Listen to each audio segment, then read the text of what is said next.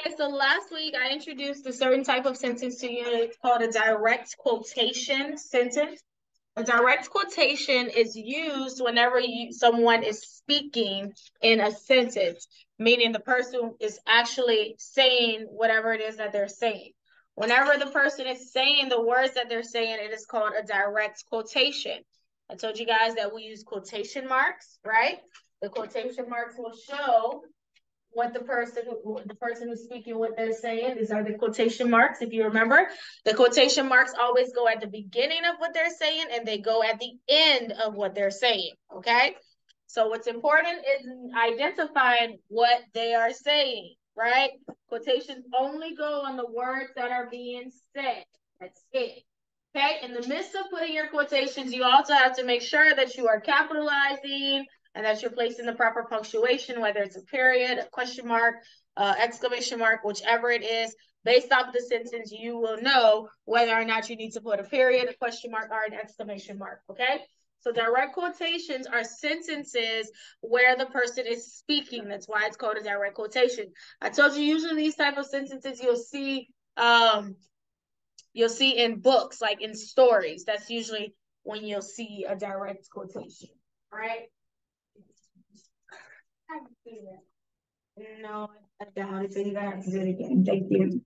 Okay. So, like, for example, see in this story here, he says, "So do I," Dad said. So you see the quotations are on what he said. So do I, comma, Dad said. Yeah. So that's just an example of. Okay. All right. So number one, Max asks, "Can I have one?" So what is the quotation in this sentence? Tell me. Max. Quotation.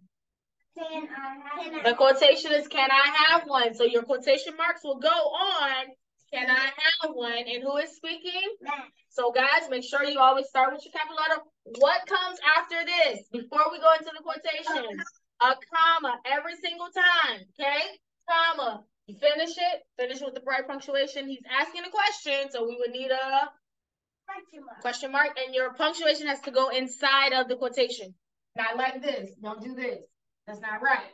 Okay? Your question mark goes inside, then the quotation. See? Okay. Number two, "Henry, are you coming?" Asks Dad. This one's different because the quotation is first. What did he say? Henry, are you coming? Yes. Henry, are you coming? Who is speaking to Henry? Dad. So the quotation comes first. In this case, same thing. Put your quotations, capitalize, and here you can either put, you'll put what here? The comma. You can put the question mark as well. Either one will work. Either way, it's a comma or a question mark, but just make sure you have the punctuation, okay? So I just explained how to do these. The other two are basically the same, okay? You can go ahead and begin. For them. Let's see how many we got correct. So number one, Max asks, "Can I have one?" How would I fix this sentence the correct way? Okay. Capitalize M. Capitalize first letter M and Max. Put comma after S. Comma after S. And capitalize I. Capitalize my I. The quotation starts here. I need my quotation starts here because that's where my quote starts, and I have the quotation already at the end. Okay, let's see. I knew that was going to happen. I had already knew that. Unless you see. Good. And then we put our question mark at the end, which I had already had done, but yeah. All right, good.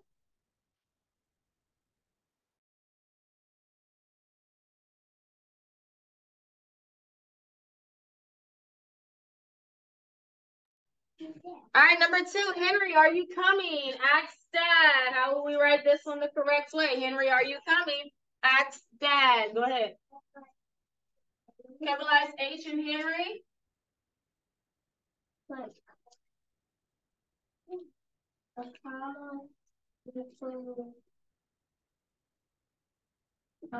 Coming in ask, comma, quotation. Quotations before Henry and after coming because that's what he said. How do I finish it? Insert a period here at the end.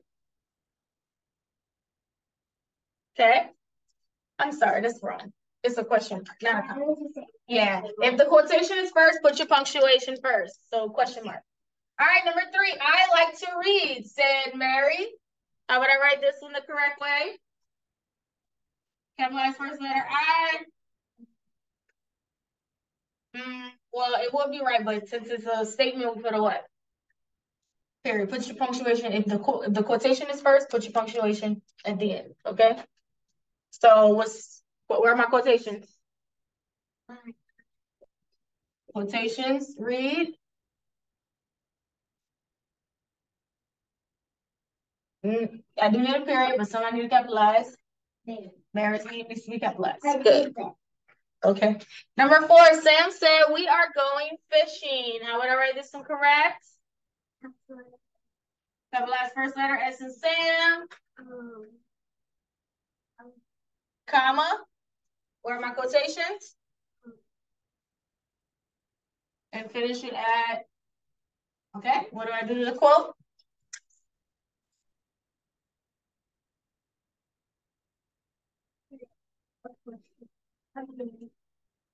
Period. Period. Don't forget to capitalize. Okay. All right, guys. So this is all what you should have done. So look at what you wrote down and look at what I fixed. This is how you write it properly. Okay. It's going to be important to take your time to do that right now so that the test Thursday, this is what you'll be doing on Thursday. Last week was a lot easier. This week, this is what you have to do. You have to actually write them with the quotations and punctuation this week. Okay. All right. So just take a look. Make sure you did it right. Okay. All right, let's go ahead and go to our letters book. This is our last week in our letters book on Zoom. So we'll finish, but you'll still be responsible for covering your pages. I still will have the pages on Google Classroom. We're just not going to do it on Zoom anymore. Okay, so go ahead and go to page 61 in your letters book, page 61, page 61, page 61. 4 times I said it. Hopefully I don't have to say it again.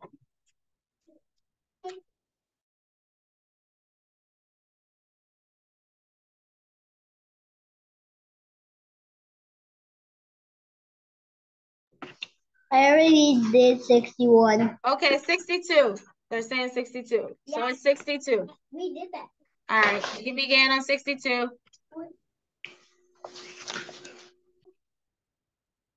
All right, so guys, page 201 in your phonics and language. Okay, so your first word is napkin. Napkin, write the whole word, napkin. Napkin, napkin.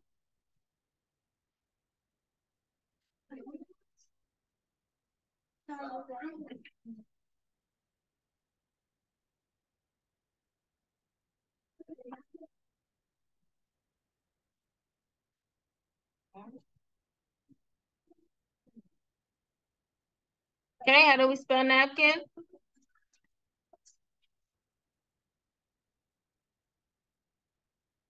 Let's see if they got their hand up. Nope. Kinley, napkin.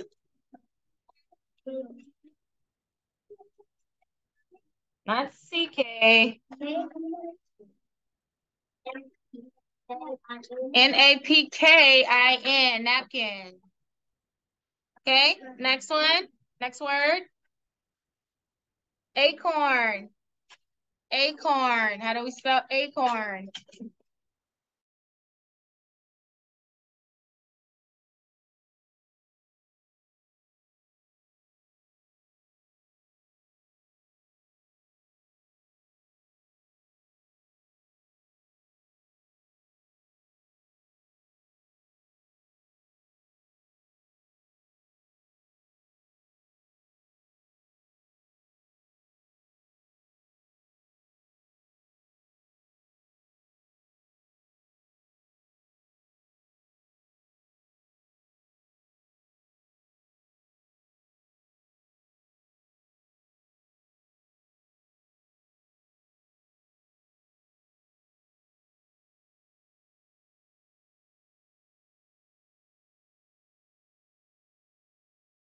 Okay, acorn. How do we spell acorn? Okay, Avaya.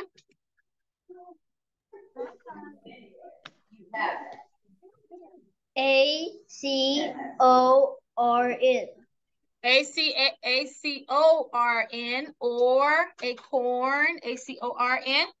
Okay, next word, shatter. Shatter, shatter.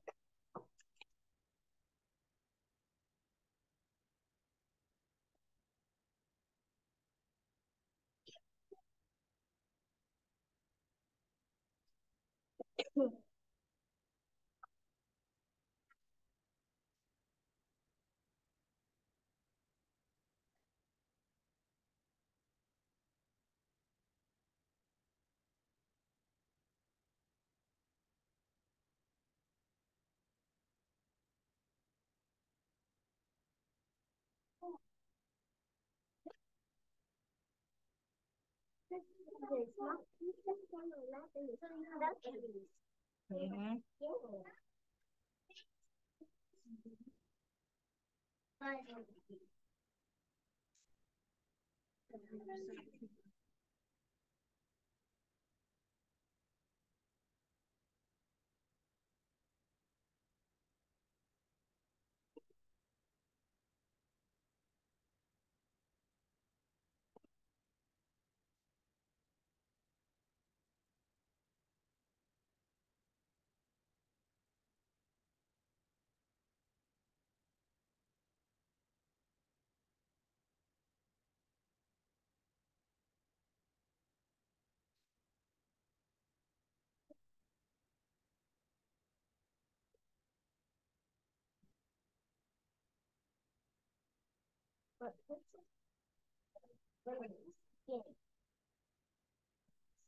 Oh, we didn't know. So. Oh, I thought you were trying to do there. Go into it. All right, next one, shatter. Okay. S-H-A-T-T-E-R. Shatter.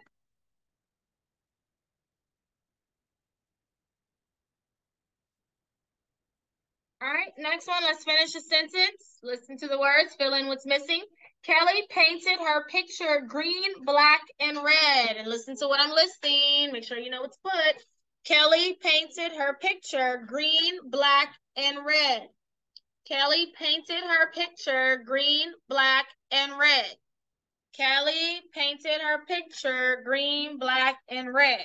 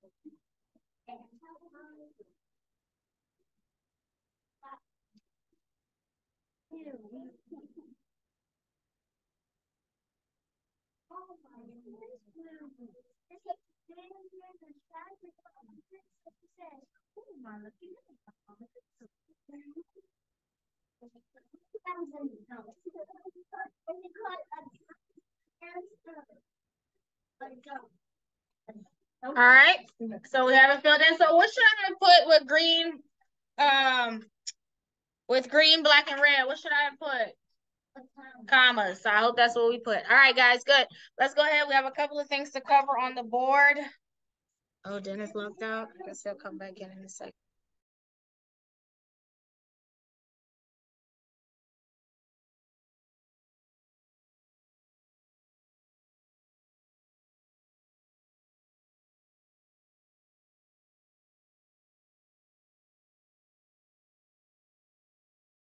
All right, so last week we discussed a couple of things, and one of those things was identifying the subject and verb in a sentence. And the reason why we were focusing on the subject and the verb part of the sentence is because we were going to get into what's called diagramming sentences.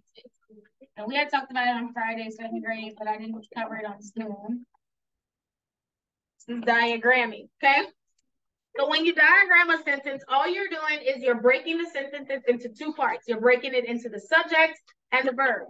You'll have the line, and that's why you have the split here, because you'll put the subject on one side, the verb on one side. That's called diagramming.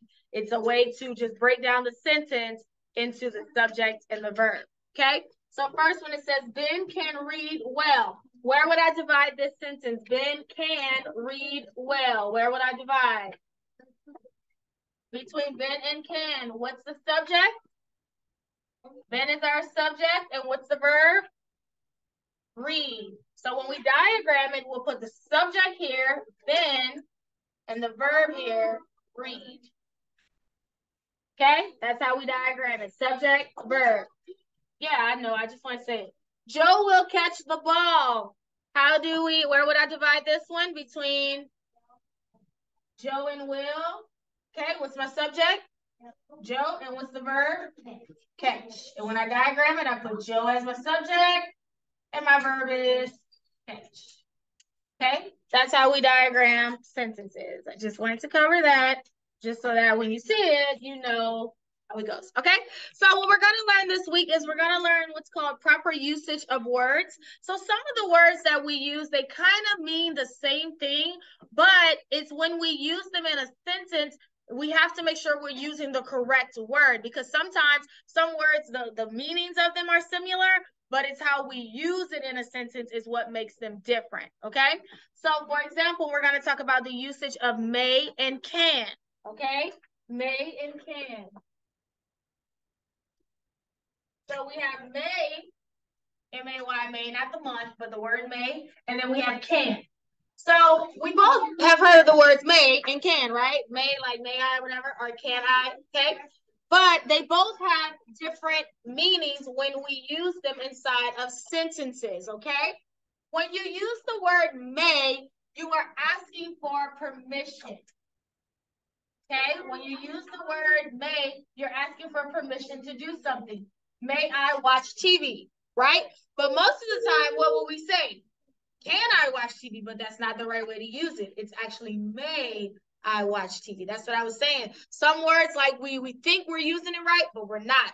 And in this case, this is one. It's may I watch TV. When you're asking for permission to do something, you have to use the word may. Can is used to show your ability, that you can do something. You're showing your ability. I can read. Can is used here. Can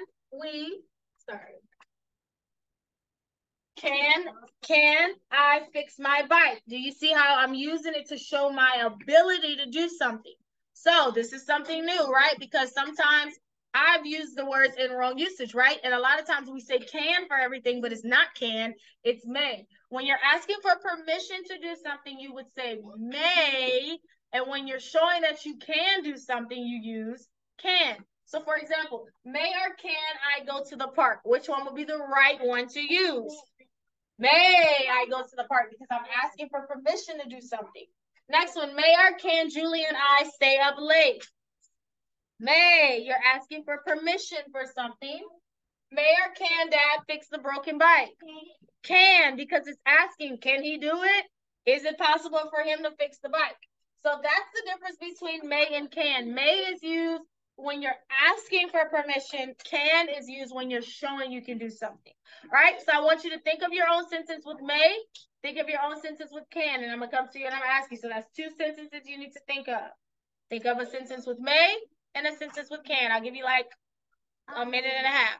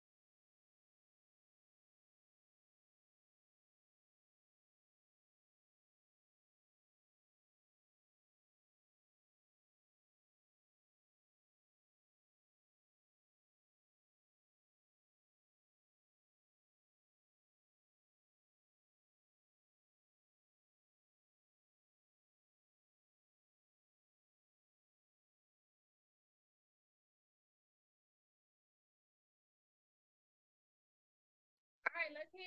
Okay, Abaya, may and can. What's your sentences?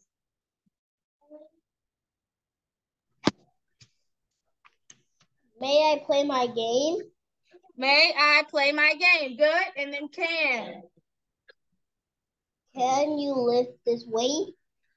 Can you lift this weight? Good. All right. Dennis, I think you were logged out, but we are learning the proper usage of may and can. May we use when we're asking for permission, and can we use when we're showing that we have the ability to do something. Okay. So everybody is just giving a sentence right now. All right, Kinley.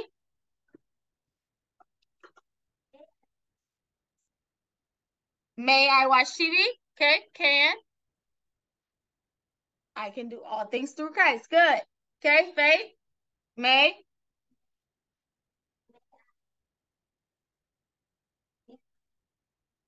May I go to the water park?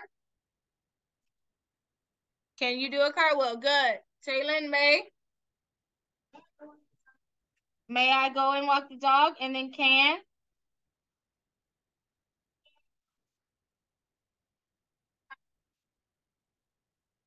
Can I what? Can I have? That wouldn't be can. That wouldn't be can.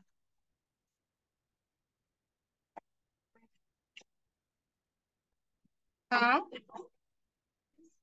I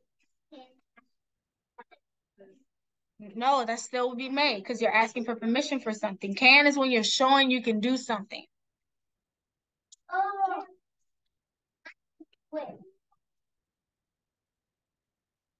I can swim.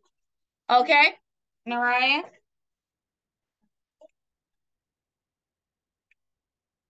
May I do gymnastics? Can I fix the truck? Okay, Carson.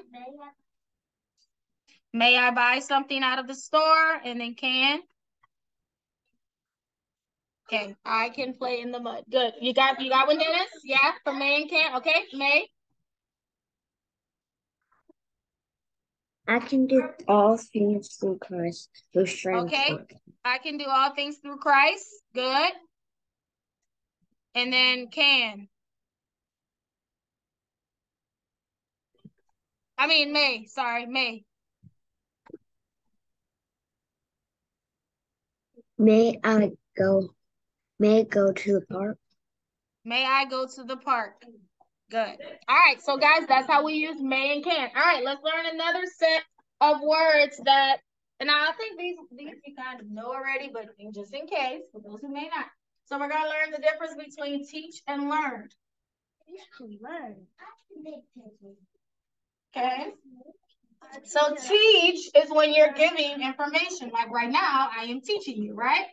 I'm giving you information. So when you're giving someone information, you are teaching. When you receive the information, you are learning. When you are receiving the information. When you receive the information, you're learning. So for example, Mrs. Waters teaches or learns me to play piano. Which one would it be? Dennis? Teaches. Teaches, because she's giving you the information to play the piano. So she teaches, not learns me, teaches me. Next one, I will teach or learn my friends a dance.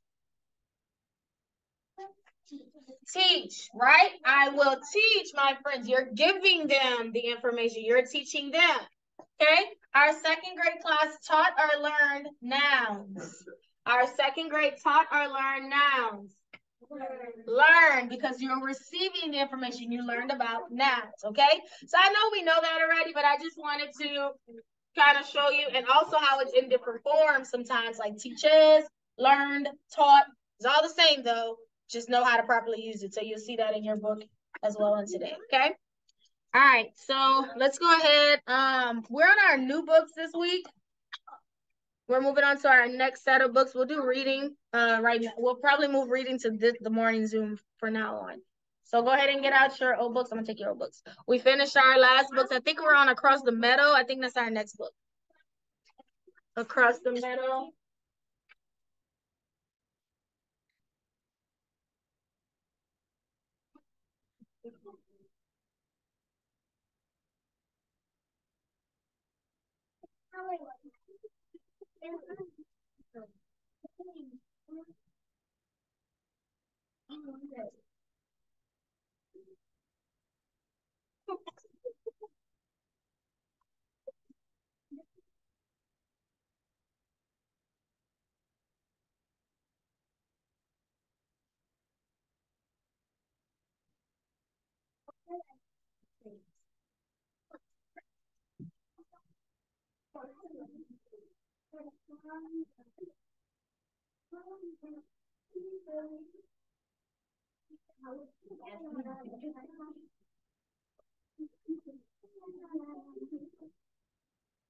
Did you stop? All right, so Across the Meadow is our book. Let me see. The only way you can get is if you have the give me the other one. Do y'all have it, Dennis? Across the Meadow?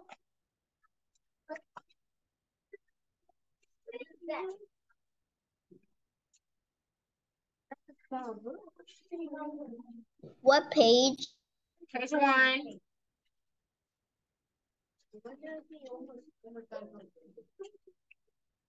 Yeah. I just said to put them over there. Page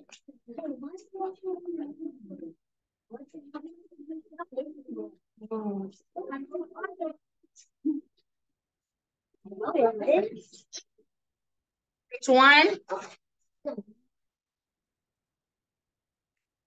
You turn your book in? Why are you stepping on my book? Yes.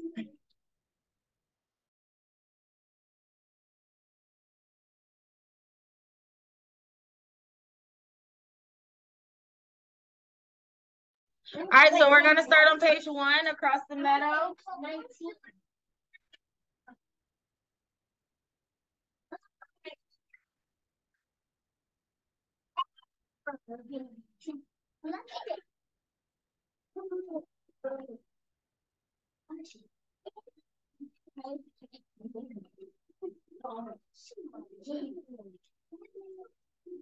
What? That's the first grader.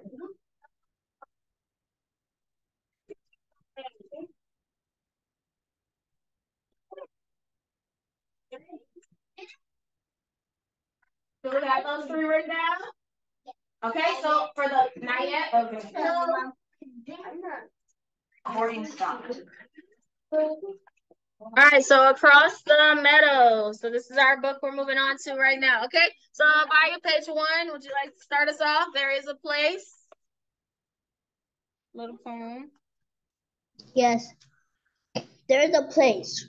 There is a place where breezes play with daisies topped with dew.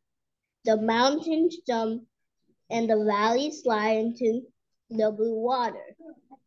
The sunbeams swing from cloud to cloud and leaves spin around and around. The river somersaults through fields of collared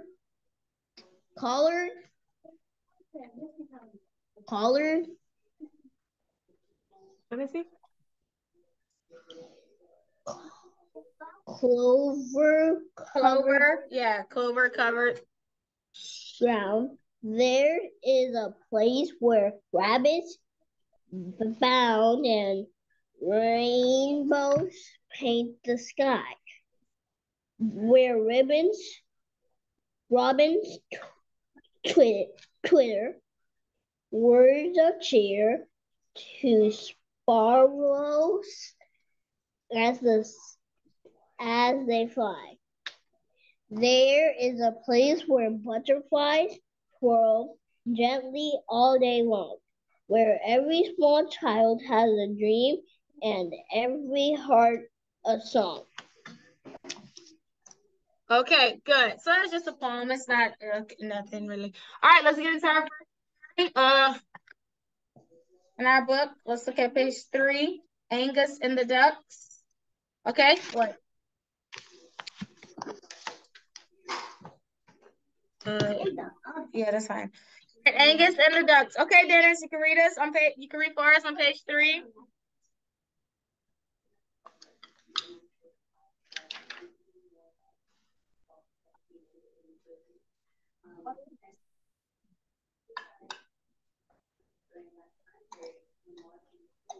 You got it, Dennis? Yeah.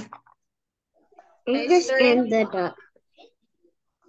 Once there was a very young little dog who was named Angus. Dennis, I can't hear you. I'm on mute. Okay, start all over again on page 3. I couldn't hear. Once there was a very young And your book's not even open to page 3. who was reading. His name was Angus. He came from mother and his father came from Scotland. Also, the rest of Angus was quiet, small. His head was very large, and so were his feet. Angus was curious about many places and many things. He was curious about what lived under the sofa in the dark corners and who was the little dog in the mirror. He was curious about things which come apart and whole things. He's still on 3. Okay, so there's a very young dog. What's his name? Angus, right? And so a lot of him is small, but what was large? His head and his feet. And usually that's how you know a dog will get big when they're puppies, if they have really big feet. Okay, so he was very curious, right? He was interested in a lot of different things, like what was under the sofa, what was there, who was in the mirror. Very curious. Okay, page 4. Kinley.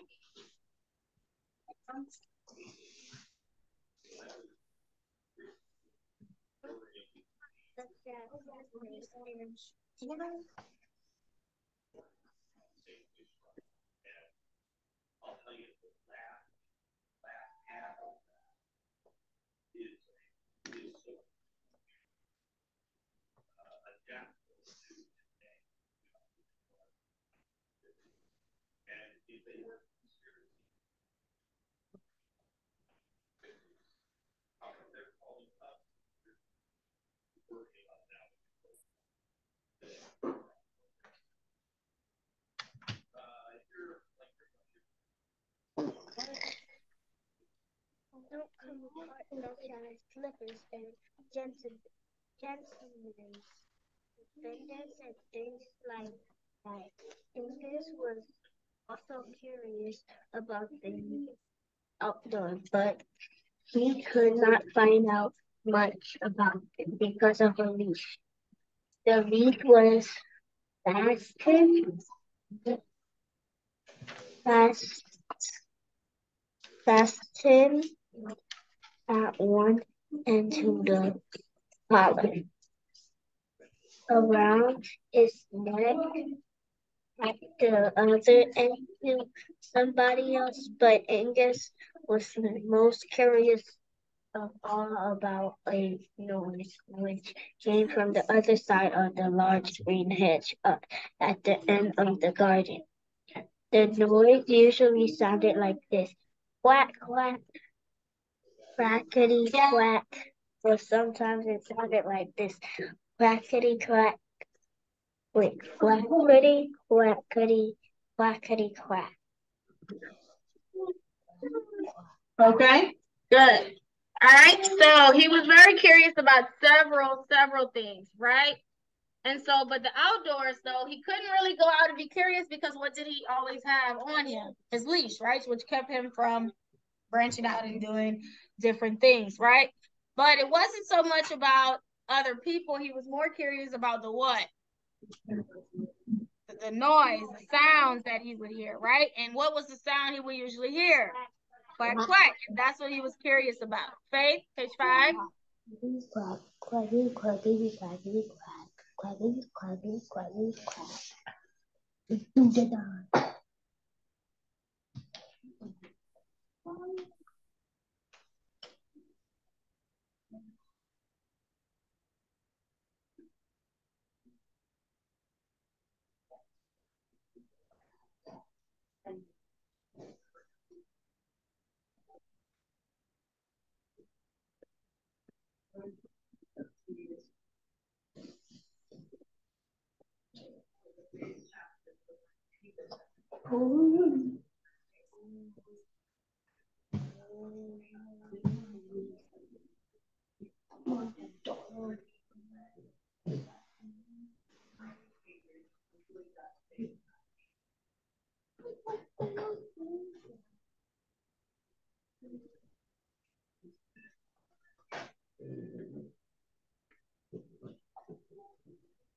All right.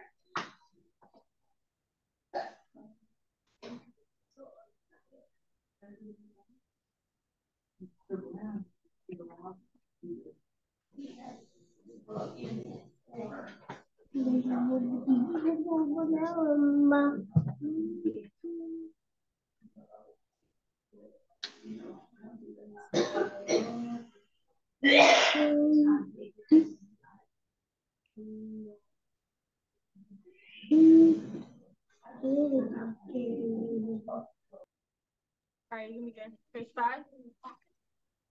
One day the door between outdoors Okay, and indoors was left open Oh, you don't have to write your whole name. I just want the initials. and out went and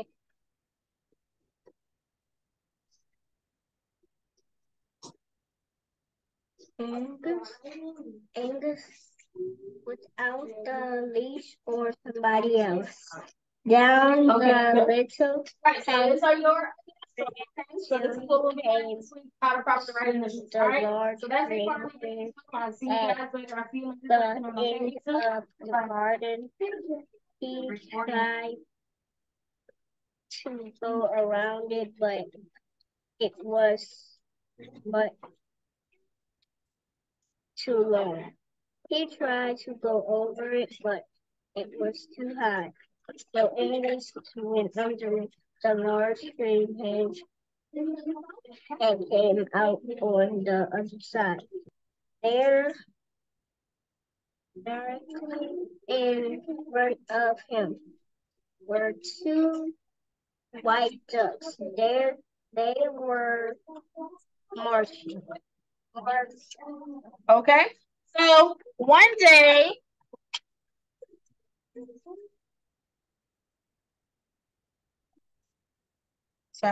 one day the the door was left open between what? The indoor and the.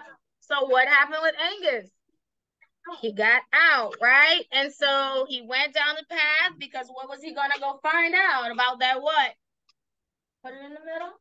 About that noise he would hear all the time. He wanted to get more information on that. And of course, what did he see on the other side? Some ducks that were marching. Okay, next one. And you'll stop here. A war, and the war one foot up and 1 foot down. Quack, quack, quack, quack. And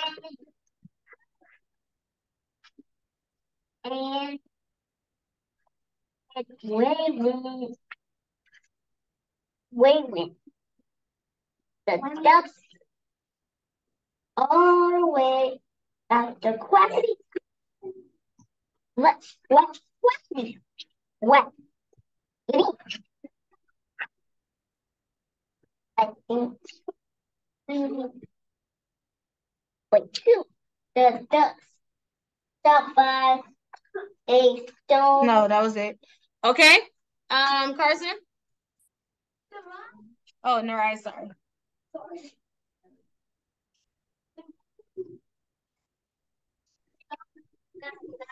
Okay.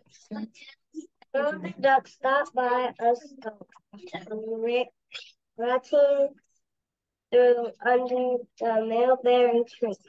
Mulberry tree. Angus stopped too. Each duck dipped a yellow bill in the clear, cool water. Angus watched each duck took a long drink of cold water, and still Angus watched each duck took another long drink of cool water. Then Angus said, "Woo, woo, woo." Away the ducks scattered, and Angus lapped the cool, clear water. Birds sang in the mulberry tree. The sun made patterns through the leaves over the grass. Okay, so as he's hearing the ducks, he starts to march with them and follow them as well. Okay, and so then out of nowhere, as they were drinking water, what did Angus do? Barked. He barked, right? And so the ducks ran away. So he scared them off. Okay, page 7 and 8. Carson, you can just finish the 7 is sharp. The 7 and 8. The ducks talked together. What? This is the first duck Angus's tail.